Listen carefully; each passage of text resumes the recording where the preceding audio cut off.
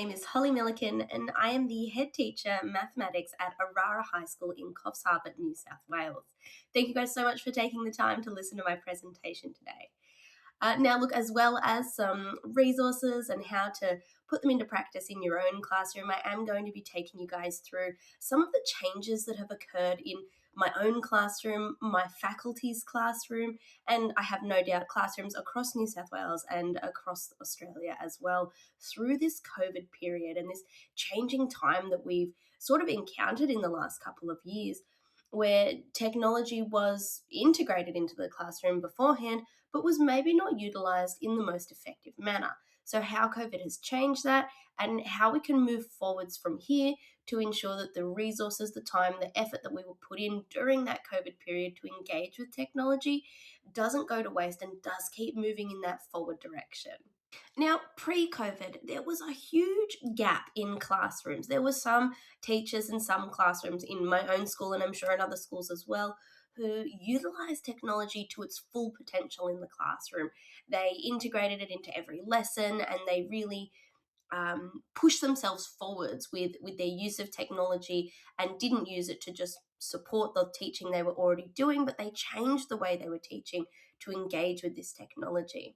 And now, these were the most forward-thinking teachers in my school, and then we went all the way back to other teachers who saw new technology as more of a burden, and they were of the opinion, well, look, I'm teaching fine anyway, so I don't really need to engage any further in utilizing this new technology that's coming out and putting it into my classroom because my classes are fine anyways.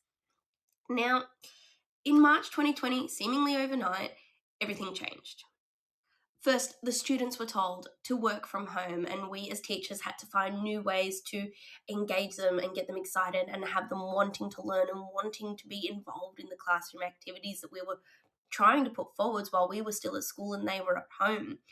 Next, suddenly in a matter of weeks, we were also told to work from home, and suddenly we were teaching not only without the students there, but without any of our resources from school as well. So very quickly, we as teachers had to pivot to keep our students engaged, to ensure continuity of learning and ensure that students were getting the content, but also getting that connection with us and connection with other students as well. Now, in classrooms across Australia, this looked vastly different. What did it look like in my school's classroom, in my classroom? As a maths teacher, this changed the way I utilized technology in my classroom. It made me utilize online platforms with more flexibility. It altered my ability to be flexible in my teaching and in the way that the students received the teaching. And it increased my students' willingness to work together collaboratively with their classmates. And this was the crucial change in students that happened through this COVID period that I believe will assist us with continuing to integrate technology and alternate styles of learning in the coming years. So the question is then, how can we utilize this fast tracking of technology that's happened over the past several years and the amazing leaps and bounds that we have jumped through as teachers and as students to ensure that we can utilize this massive perspective shift that's happened in teachers and students to utilize technology and continue moving us forwards on this pathway.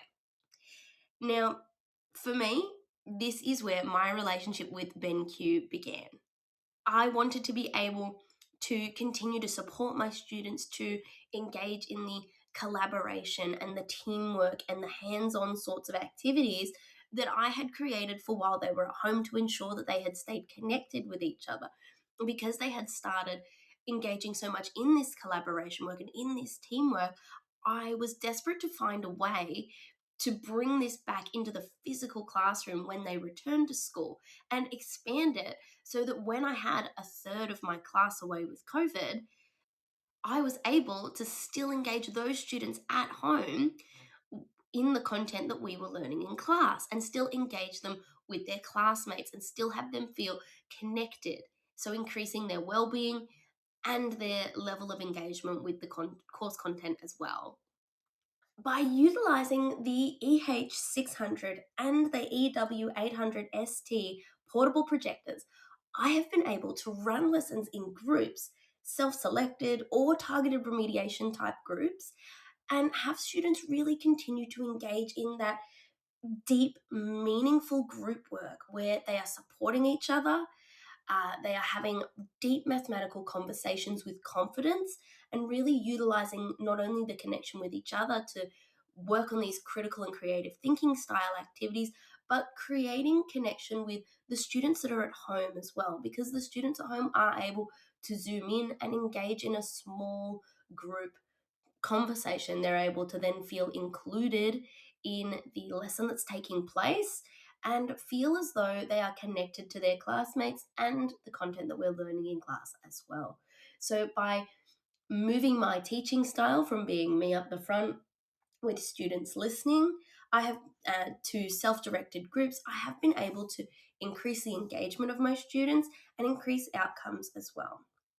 So, in theory, this all sounds great, and I know you're all probably sitting there going, well, this all sounds hypothetically amazing, but what does it look like in practice?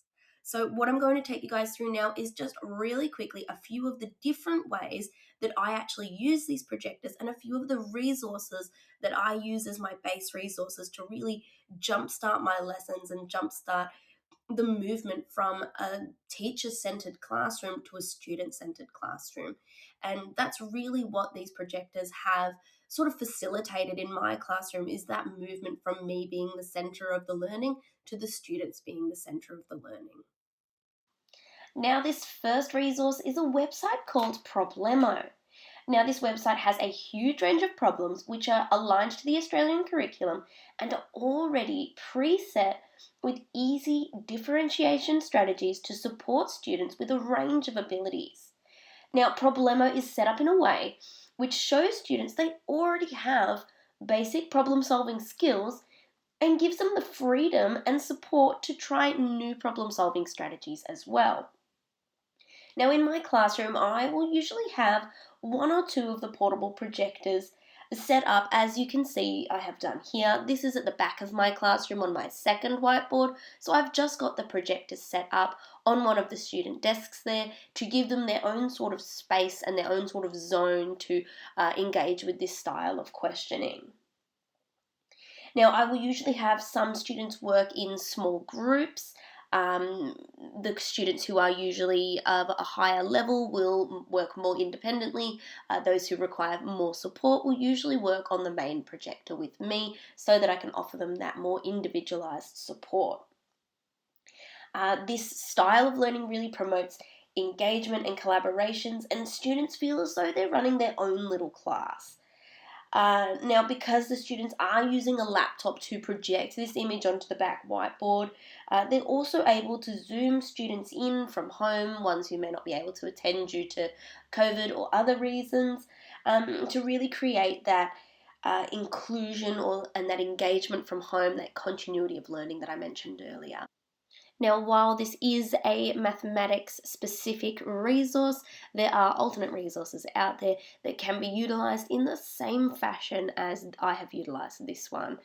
And if you are a math specific teacher, there is a huge range of different problems on Problemo which can engage a range of students from 7 to 12 and have different difficulty levels attached to them as well. So if you do have a low ability Year 7 class that is working at a stage 2, 3 level, there are questions on there that can engage them in the level of problem solving skills they're expected to have at that stage. So it does also work very well for primary students as well. This second resource is a Clark Creative resource called Escape Math. Now, these come pre-prepared across a huge range of both mathematics topics and other KLAs as well. Now, the idea of this activity is that students work together to solve a series of problems which are based on a specific topic, in this case, to escape maths. Now, this particular one, as you can see from the title page here, is on measures of centre. The first slide has students matching vocabulary with the associated definition. Once they have this correct, they then use the definitions to figure out the 4-digit code which unlocks the next slide. Now, the next slide Again, they need to work collaboratively to move the pieces around and answer the measure of centre questions in order to unlock the following slide. The beauty of this resource is the level of flexibility with collaboration. Now, this is set up as a Google Slides presentation, so not only can students in class collaborate using their projector, as you can see set up here, but students can engage in real time from home as well by having the same copy of the presentation open. So as they move things around on their computer at home, students in class are seeing the same pieces move around, and they are actively involved in working collaboratively with those in class as well. Now, by utilizing the projectors in this way, I have sort of changed this activity from one which was completed for the large part independently to an exciting, engaging activity where students are all feverishly working to be the first ones to escape, or to be able to see another team is stuck and say, hey guys, let us offer you some support and assistance. This is what we've done to work through this section of this activity. Creating this engagement and excitement in the classroom is so important, and ensuring students who are isolated at home have the opportunity to engage with their classmates and engage with the content is crucial to ensuring continuity of learning and ongoing overall classroom engagement. So, by moving forward with our use of technology and integrating it, and like truly integrating technology into our classrooms rather than using it to supplement the style of learning that we were already providing pre-COVID, is crucial to moving forward. So this true integration to increase not only student learning, but student well-being at home is an amazing opportunity that we have, and we are right at the precipice of something new and something exciting and something that can move us forwards into this new era of technology with education.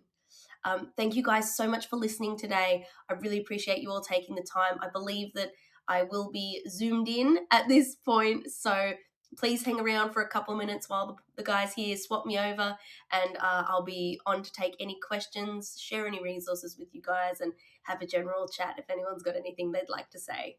See you soon.